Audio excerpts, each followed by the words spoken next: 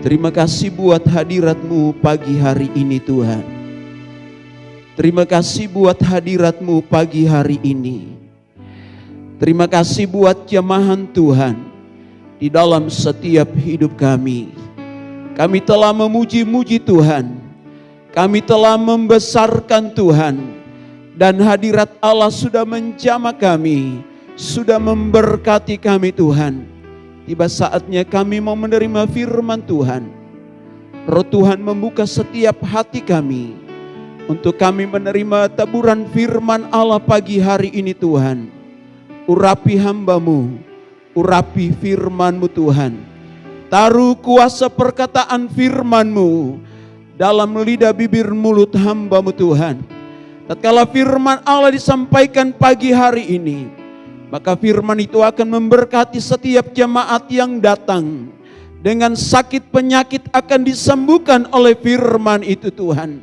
Akan dikuatkan dan dibangun oleh kuasa firman Allah pagi hari ini. Berkati hamba-hamba Tuhan yang sudah mengambil bagian dalam pelayanan hari ini. Tuhan memberkati kami. Kuasa darah Yesus menutup bungkus hidup kami hari ini Tuhan. Sehingga kuasa jahat tidak mengambil benih firman yang akan disampaikan hari ini. Tapi firman itu akan berkuasa dan berdaulat penuh dalam setiap hidup kami. Dalam nama Yesus kami siap mendengarkan firman-Mu. Haleluya. Amin. Baik, shalom. Selamat pagi saudara-saudara dan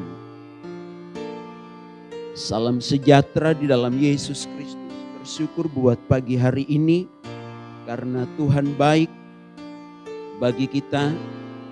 Anugerah Tuhan yang dahsyat dan luar biasa di dalam setiap penyertaan-Nya. Hari demi hari, waktu demi waktu. Bahkan saudara-saudara, sebentar lagi kita akan masuk pada bulan Desember saudara-saudara. Ya, waktu begitu cepat berjalan. Mari saudara-saudara kita tidak bersantai-santai lagi. Karena kedatangan Yesus sudah di ambang pintu. Terima kasih buat Bapak Gembala yang beberapa waktu yang lalu menghubungi saya untuk melayani saudara dalam firman Tuhan saudara. Baik, waktu yang ada kita pakai untuk melihat beberapa ayat di dalam Alkitab kita pada pagi hari ini. Saudara-saudara, saya akan berbicara sedikit mengenai sifat Allah itu sendiri.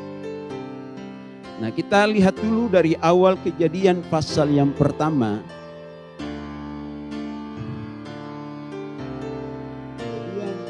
Pasal yang pertama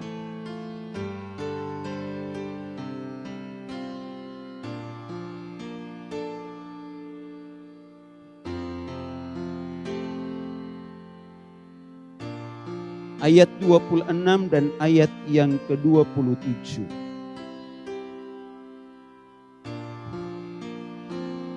Berfirmanlah Allah, baiklah kita menjadikan manusia menurut gambar dan rupa kita, supaya mereka berkuasa atas ikan-ikan di laut dan burung-burung di udara dan atas ternak dan atas seluruh bumi dan atas segala binatang melata yang merayap di bumi.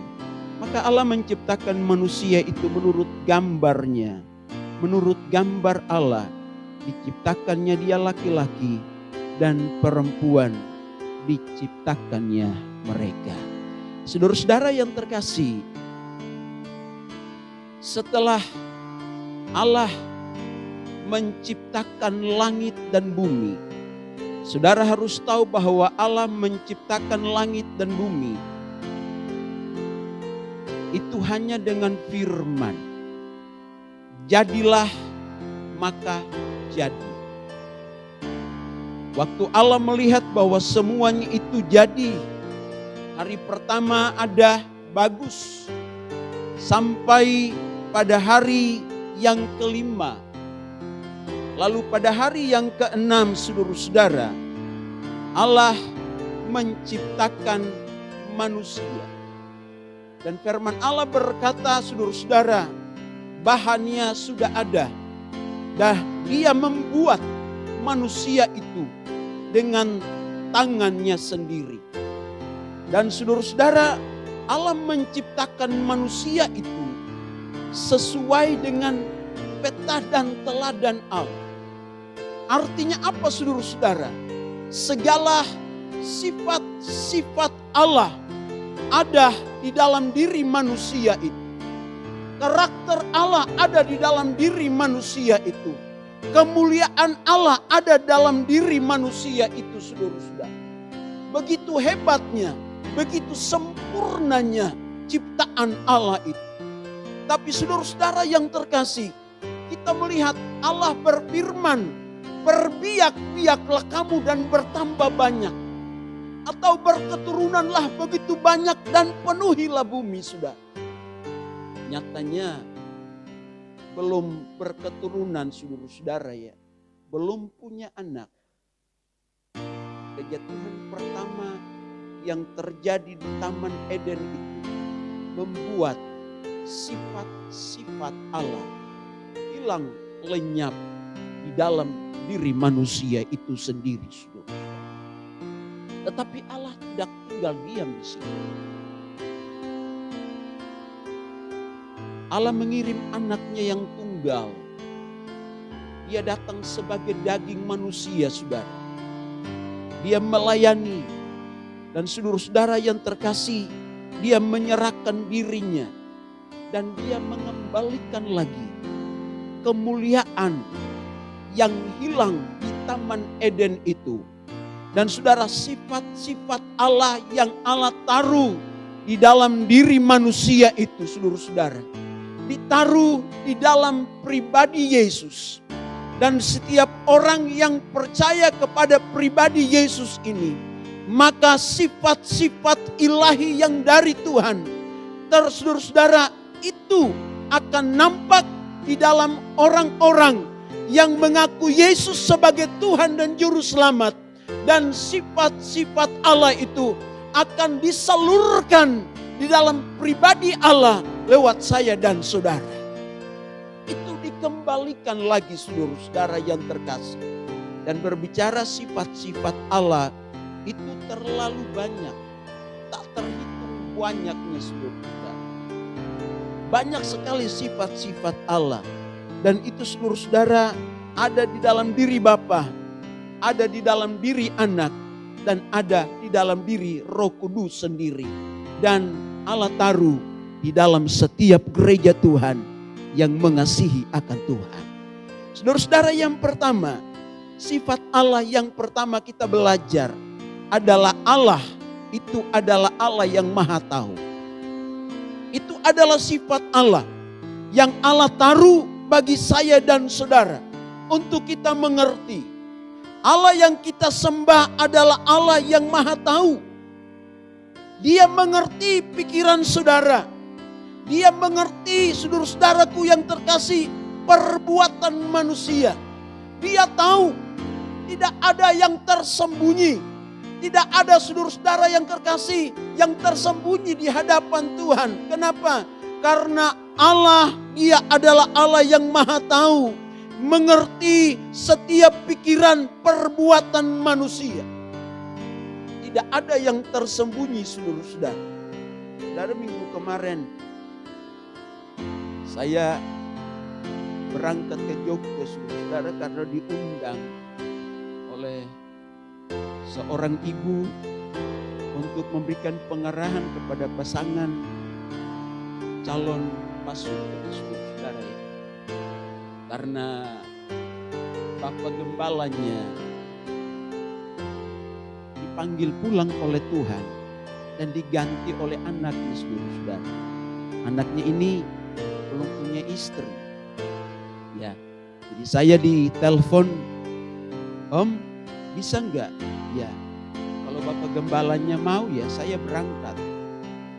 Saudara-saudara, kami berangkat, saudara-saudara, suami istri Lalu hari Minggu sorenya kami duduk untuk melayani pasangan calon suami istri ini, saudara. Lalu 2 hari kami berada di sana.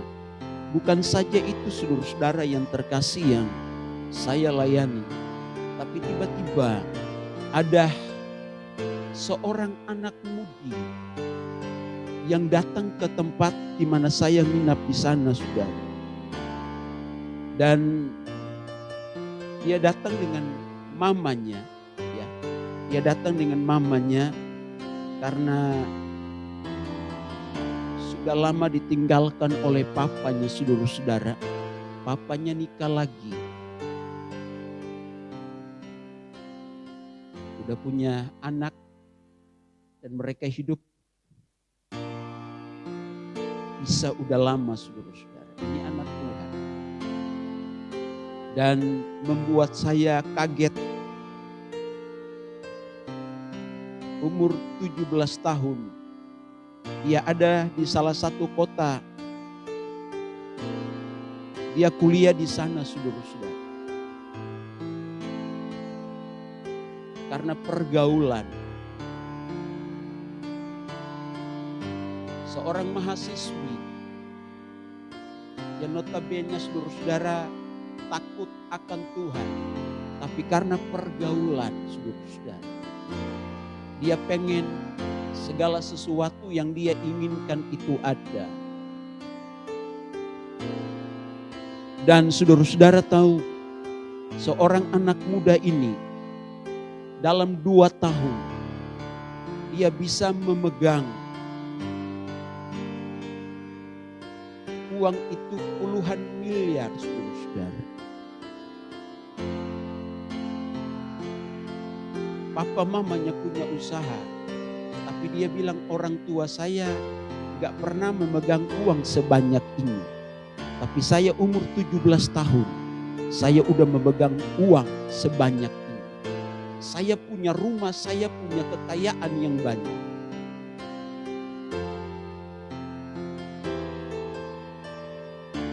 Saudara, saya bilang, oke, baik. Lalu tujuan Nona ini, orang Ambon bilang, Nona ini ke saya buat apa? Iya, saya ini tiap malam gak bisa tidur, Om. Terus dari pagi sampai malam dan pagi lagi, saya ini gak bisa tidur. Padahal mata saya ini udah ngantuk sekali. Saudara-saudara, dia punya emas itu hampir 1 kilo, saudara-saudara. Ini anak mudi yang 17 tahun. Begitu kayanya dia, hebatnya dia, saudara. Tapi saudara tahu, saya bilang kalau Anda mau dipulihkan oleh kuasa Tuhan, tidak ada yang tersembunyi di hadapan Tuhan hari ini. Kalau Anda berkonseling dengan saya harus terbuka semua. Jangan sembunyi. Kalau sembunyi saya nggak tahu, tapi ada Tuhan yang ada di tempat ini mengerti hatimu dan pikiranmu. Dia katakan, oke Pak Pendeta, saya akan terbuka semuanya. Karena dia main judi online,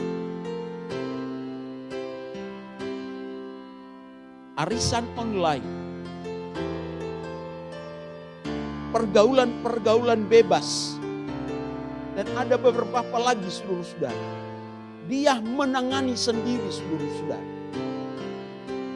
Bukan saja itu, saudara, dia punya kumpulan anak-anak muda, dan ada di situ, saudara, semuanya itu adalah anak-anak Tuhan. Maaf, bukan orang pribumi, saudara. Mereka orang-orang yang terpandang, punya kekayaan yang banyak, cantik-cantik, saudara-saudara. Semua ada di situ, ada dalam kumpulan itu. Dan dia bilang, Om, hebat. Saya hebat. Saya mendengarkan, saudara. Tapi dari awal sampai akhir, mata saya tidak melihat yang lain. Saya tatap matanya, saudara-saudara. kemanapun dia melihat, saya lihat. Saya melihat matanya saudara-saudara. Dan mata saya ini gak pernah kedip untuk melihat pembicaraan dia. Lalu dia bilang ini, Pak Pendeta, saya tidak mampu untuk melihat matanya Pak Pendeta. Karena mata Pak Pendeta itu menakutkan sekali. Saya bilang, saya bukan singa, saya bukan harimau mata saya. Saudara-saudara yang terkasih, tiba-tiba dia manifestasi seluruh.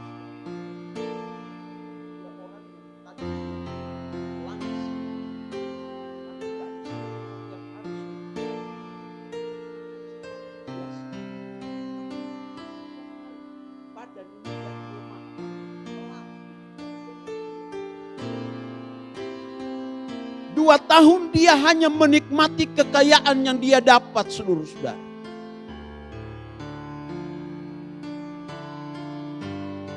Dia menikmati. Tuhan membuat dia hancur. Karena apa, saudara? Dia enggak jujur. Dia sembunyi-sembunyi. Dia melakukan hal-hal yang tidak benar di hadapan Tuhan.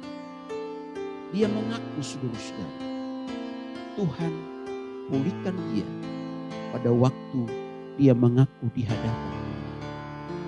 Allah Maha tahu setiap niat dan perbuatan. Tidak ada yang dapat disembunyikan. Saudara mau main apapun, saudara mau melakukan apapun, saudara-saudara, tidak ada yang tersembunyi. Saudara mau bersembunyi di hadapan Bapak Gembala saudara. Saudara mau bersembunyi di majelis gereja. Para pelayan-pelayan Tuhan seakan-akan baik-baik saja. Tetapi di hadapan Tuhan semuanya terbuka. Tidak ada yang tersembunyi. Mata Tuhan dia melihat dan memperhatikan. Dan dia memandang setiap pribadi, setiap perilaku yang melakukan hal-hal yang baik dan yang buruk di hadapan Tuhan. Saudara-saudara yang terkasih, waktu dalam hadirat Tuhan, Tuhan melawat pemuda ini, saudara-saudara. Dia mengaku semua perbuatannya. Saudara tahu Gang Doli? Tahu Surabaya ya, saudara, dia juga ada di sana, saudara. Gak sekedar dia ada di sana, tapi saudara dia masuk pada dunia hitam. Semua dia ada di sana.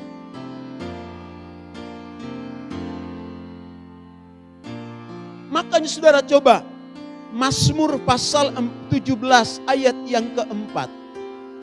Mazmur pasal yang ke-17 ayat yang keempat.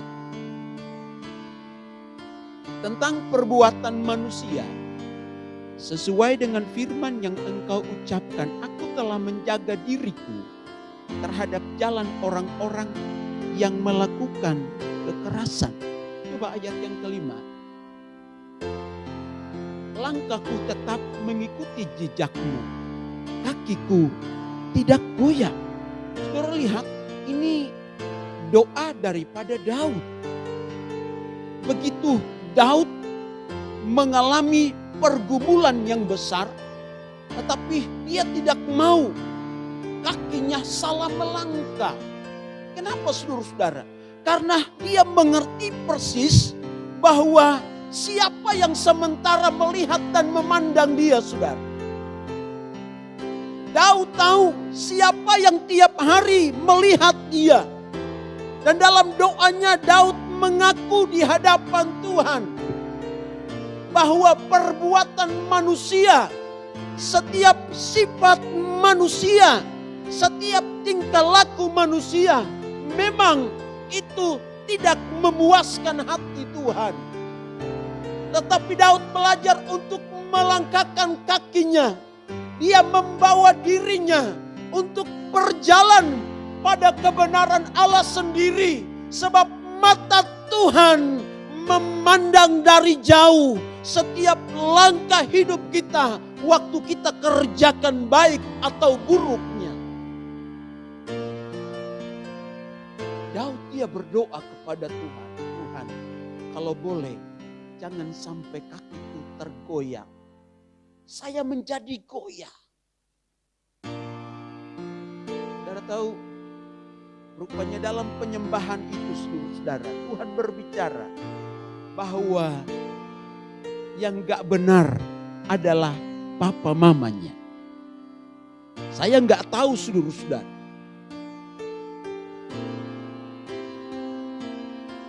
Lihat, tolong ngomong sama mamanya.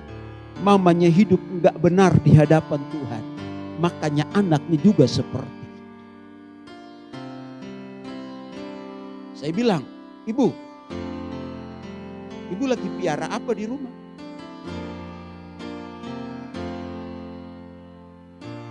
Dia tunduk dan diam saudara.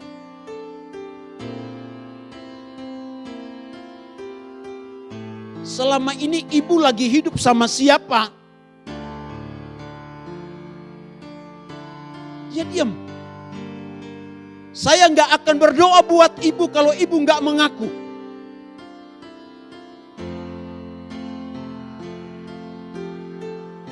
Dengan nangis dia berkata, iya Pak Pendeta, sudah bertahun-tahun saya hidup dengan seorang laki-laki.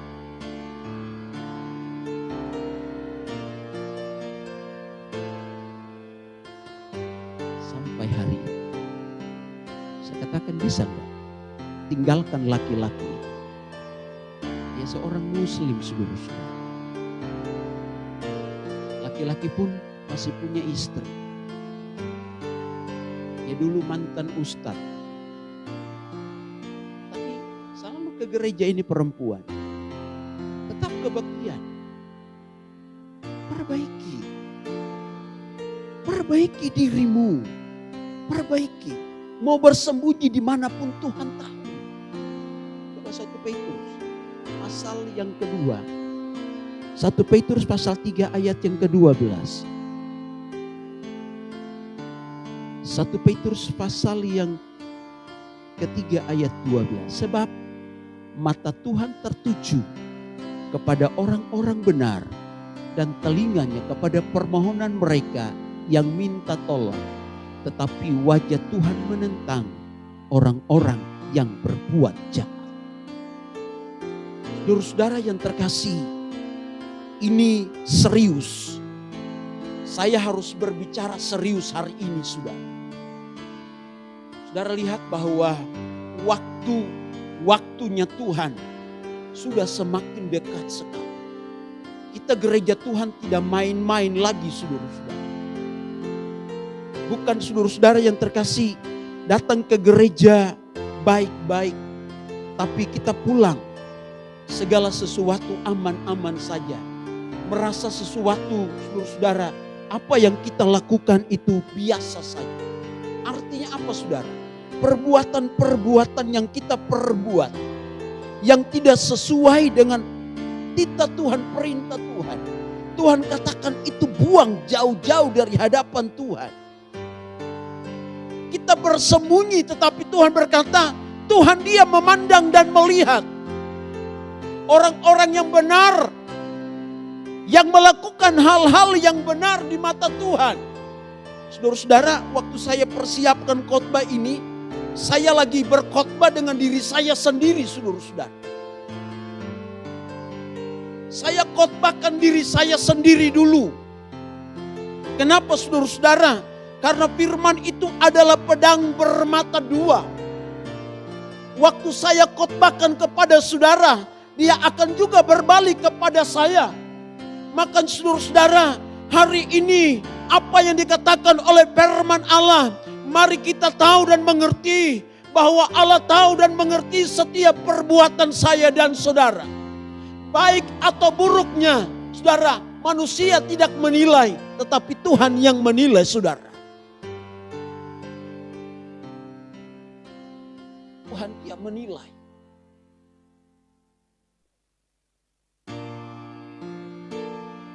Yang kedua, Allah itu adalah Allah yang maha suci. Saudara, Allah yang maha suci. artinya dia membenci dosa dan mengasihi kebenaran.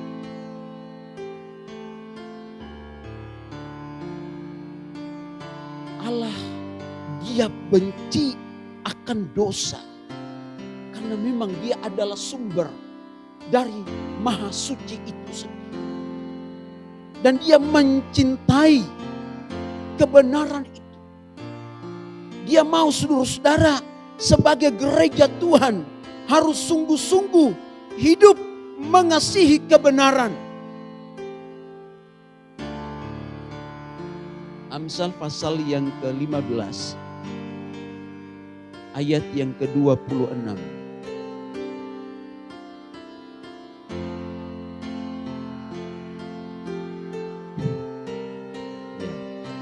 Amsal pasal yang ke-15 untuk ayat yang ke-9. Jalan orang fasik adalah kekejian bagi Tuhan, tetapi siapa mengejar kebenaran dikasihinya. Saudara mau dikasihi Tuhan? Saudara mau dicintai Tuhan?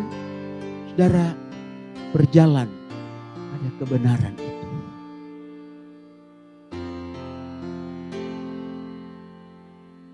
Kalau saudara tahu bahwa itu salah, tapi saudara melakukan saja, saudara tanggung sendiri. Kalau saudara tahu bahwa itu perbuatan yang salah, keliru, tapi saudara melakukan saja, saudara tanggung sendiri. Tapi waktu saudara mengerti itu salah dan saudara tidak melakukannya, saudara-saudara, selamatlah diri saudara. Saudara lihat, orang fasik itu tahu akan Tuhan tidak? Saya tanya dulu. Orang fasik itu kenal Tuhan enggak, saudara? Dia tahu. Orang fasik itu tahu, saudara, salah benar dia tahu. Tapi waktu dia melakukan perbuatan yang jahat, dia tidak punya kekuatan, saudara-saudara, kemampuan untuk menghindar dari kesalahan itu. Karena apa, saudara? Hati nuraninya telah mati dan tumpul. Sehingga dia tidak mampu untuk membedakan mana yang baik dan mana yang tidak baik. Tapi saudara, ada firman dan Roh Kudus dalam diri saudara, mampu untuk mengelak yang tidak baik. Saudara katakan itu menjauh dari diri saudara. Tetapi yang kebenaran saudara lakukan karena Tuhan mencintai orang yang hidup di dalam kebenaran.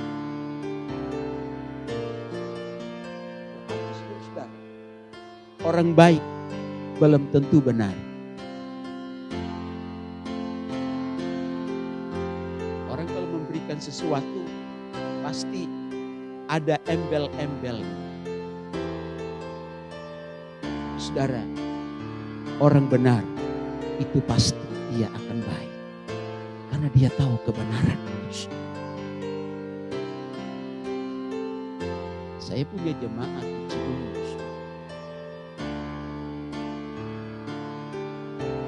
Bulan Agustus saya ditelepon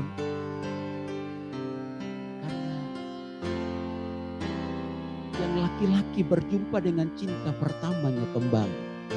Cinta pertama bersemi kembali. Wah. Saya sama istri saya ketawa-ketawa, saudara.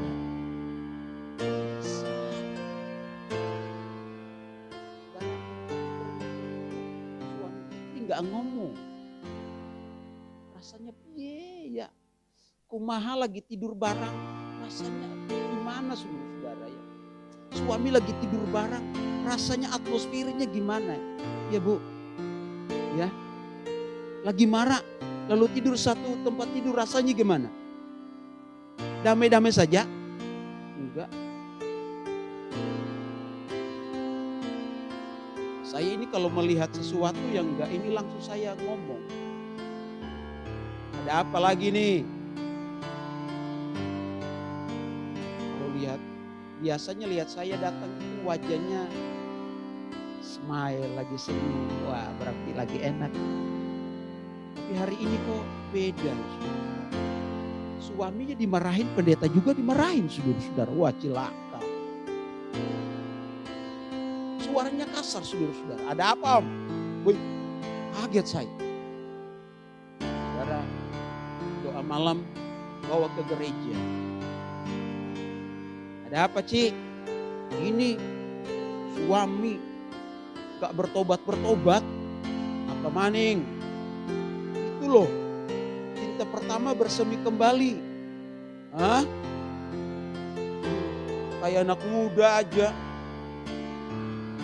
Wah, istri ngamuk-ngamuk, saudara. Kalau istri itu udah ngomong, udah. Saudara, laki-laki itu harus diam. Jangan saudara bantah. Laki-laki itu harus diam saja, diam. Gak boleh bersuara. Biarkan dia ngomong sampai tenaganya udah selesai, lemas. Nah, baru kita ngomong. Tapi selagi masih dia kuat, saudara, biarkan dia ngomong saja. Sampai mulutnya, saudara, capek sendiri. Kenapa, saudara? Karena wanita itu, dia lebih kuat dari laki-laki. Dia penolong toh. Ibu-ibu, halo. Wanita itu penolong, lebih kuat dari yang ditolong. Saudara, wah dia ngomong habis-habisan. Saudara-saudara, dia ngomong semuanya. Wis tua, wis ini udah kakek-kakek. Pokoknya semua dikeluarkan, saudara-saudara. Selesai, saya ngomong udah selesai. Nah, sekarang giliran pendeta yang ngomong. Udah selesai, udah. Saudara, singkat cerita, selesai. Aman. Wah, laki-lakinya bilang, wah terima kasih Om. Kalau nggak ada Om, wah ini bisa berbulan-bulan saya nggak nginap sama istri saya. Istri tidur sana, suami tidur sebelah, saudara-saudara. Karena mereka punya 2 rumah. Baru kemarin, saudara-saudara, kejadian lagi. Saya datang, saudara-saudara. Kok beda? Saya telepon. Ada apa, Ci? Penyakitnya kumat maning. Kumat lagi, Om. Wah, langsung saudara tahu, istri ngomong, satu saat tanganku udah mulai ringan ini Om. Ini mulai akan melayang di pipi suami saya. Saya ngomong, jangan. Suami itu bukan kanvas untuk dipukulin. Gak boleh. Terus gimana Om? Udah berdoa buat dia saja. Saudara, selesai. Beberapa minggu yang lalu selesai. Saya ngomong, Pak, Bapak udah gede kan? Bukan anak kecil lagi? Iya Om. Tahu gak itu salah? Tahu Om.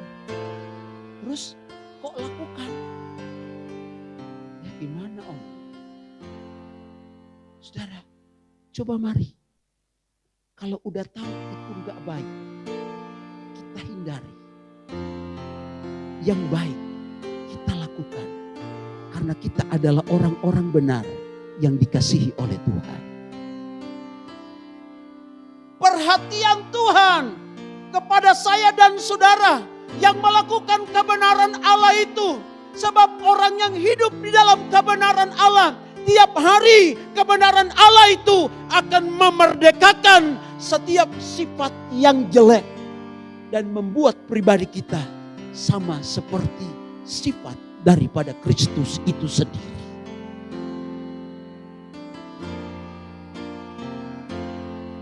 Pak, Bapak udah punya anak loh Pak.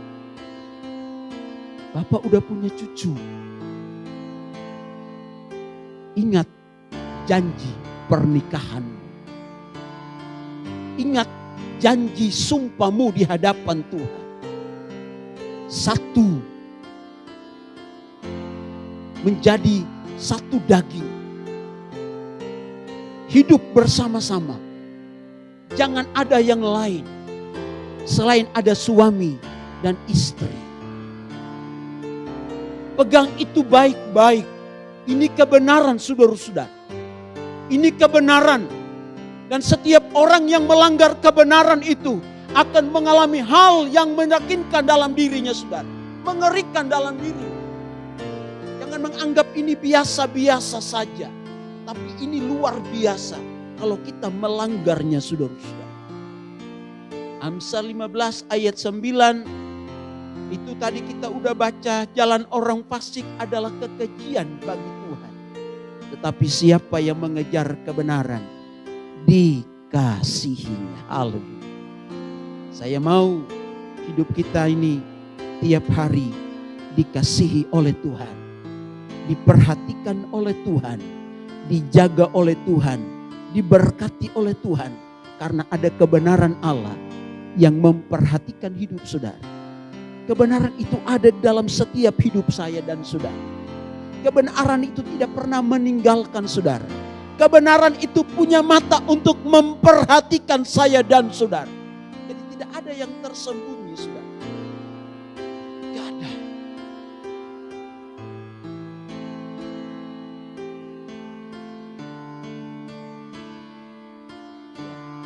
Satu lagi, saudara.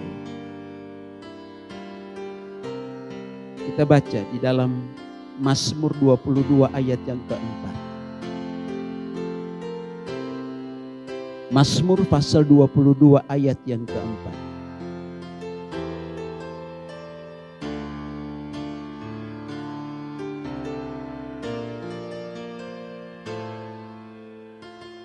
Padahal engkaulah yang kudus,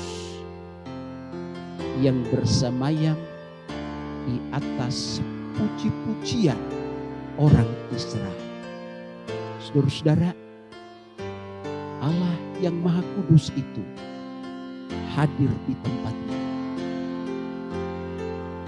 Allah yang kudus hadir di tengah-tengah saya dan saudara. Dia gak peduli siapa saudara. Dia gak peduli bentuk rupa diri saudara.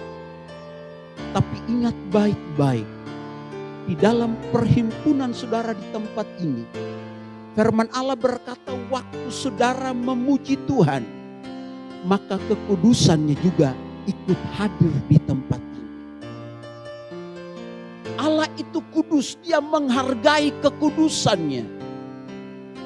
Allah itu menghargai kekudusannya, saudara-saudara. Makanya dia rindu sebagai jemaat Tuhan yang sudah dibenarkan oleh firman dan rohnya.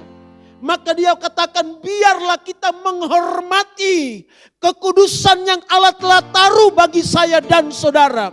Waktu kita memuji Tuhan, ada kekudusan Allah yang hadir untuk menjamah dan memberkati diri saudara dan saya.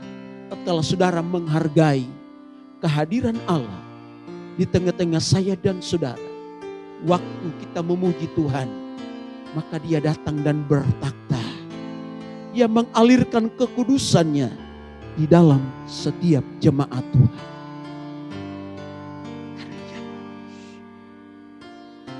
Makanya saudara, kalau memuji Tuhan, puji Tuhan dengan sungguh-sungguh. Kalau nyanyi dengan sungguh-sungguh. Saya tadi malam,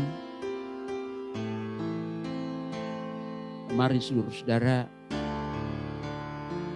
melayani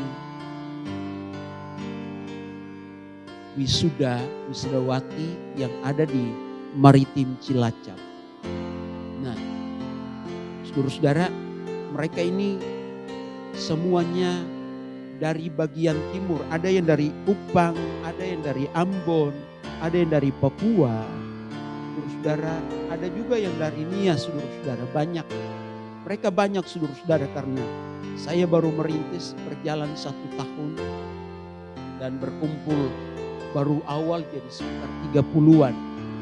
Saudara, 30 anak-anak muda. Saudara tahu orang-orang ini harus benar-benar memang lipat lutut saudara untuk berdoa buat mereka. Anak-anak muda, kalau orang-orang timur sana saudara, mereka keras, watak keras, sifat keras, karakternya keras. Pendeta nggak ditakutin, apalagi Tuhan saudara.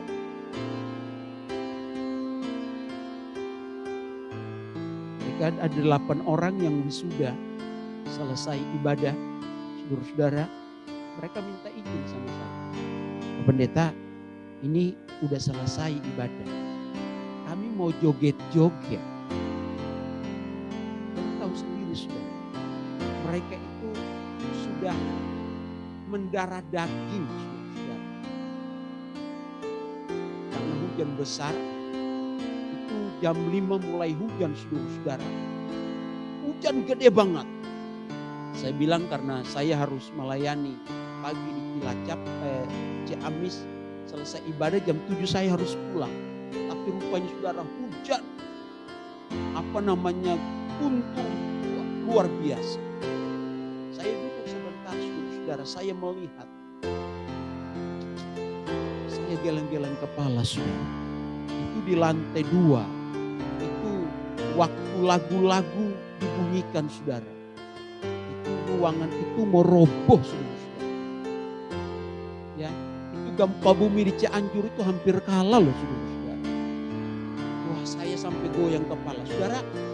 Mereka lari datang saudara, mengundang istri saya untuk goyang sama-sama. Wah, celaka 12 ini orang-orang. Istri saya enggak. Saudara tahu, itu ibu pendeta loh, masih di satu datang.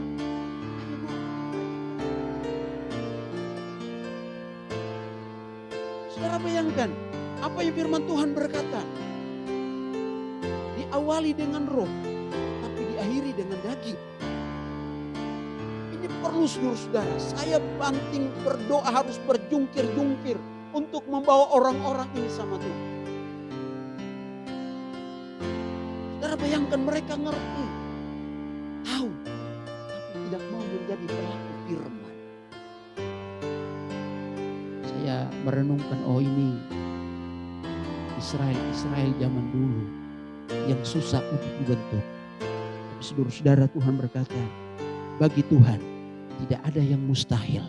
Kalau berseru dan memanggil nama Tuhan, kebenaran Allah itu yang akan memerdekakan setiap hidup mereka.